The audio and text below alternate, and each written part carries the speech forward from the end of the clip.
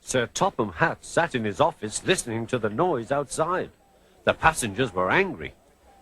The stationmaster came in. "There's trouble in the shed, sir. Henry is sulking, there's no train, and the passengers are saying this is a bad railway." "Indeed," said Sir Topham Hatt. "We cannot allow that." He found Gordon, James, and Henry looking very cross. "Come along, Henry, it's time your train was ready." "Henry's not going," said Gordon. "We won't shunt like little tank engines. That was Thomas's job. We are important tender engines. You fetch our coaches and we will pull them. Tender engines don't shunt." "We'll see about that," said Sir Topham Hatt. "No engine on my railway is too important for small jobs." And he hurried away to find Edward. The yard has never been the same since Thomas left to run his branch line, he thought sadly. Edward was shunting. "Leave those freight cars, please, Edward," said Sir Topham Hatt. "I want you to push coaches for me in the yard." "Thank you, sir, that will be a nice change." "That's a good engine, off you go then."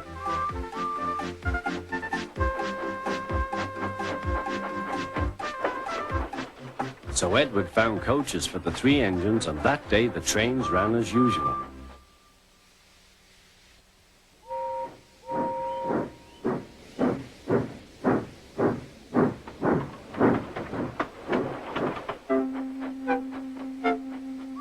But next morning Edward looked unhappy. Gordon came clanking past, hissing rudely. "Bless me," said Sir Topham Hatt. "What a noise!" "They all hiss me, sir," answered Edward. "They say tender engines don't shunt, and last night they said I have grey wheels. I haven't, have I, sir?"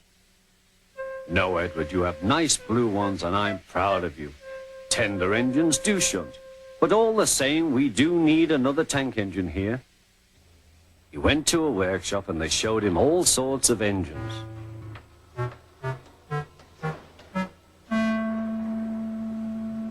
At last he saw a smart little green engine with 4 wheels. "That's the one," he thought. "If I choose you, will you work hard?" "Oh, sir, yes, sir." "That's a good engine. I'll call you Percy." "Yes, sir. Thank you, sir," said Percy. And Sir Topham Hatt brought him back to the yard. "Edward," he called, "here's Percy. Will you show him everything?" Percy soon learned what he had to do, and they had a happy afternoon.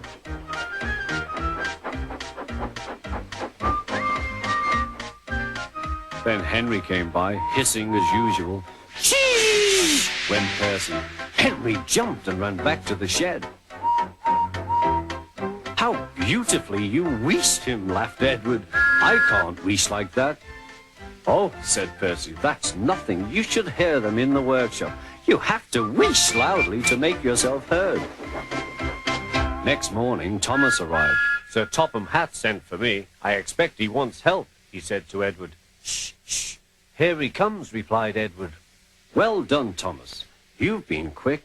Listen, Henry, Gordon, and James are sulking.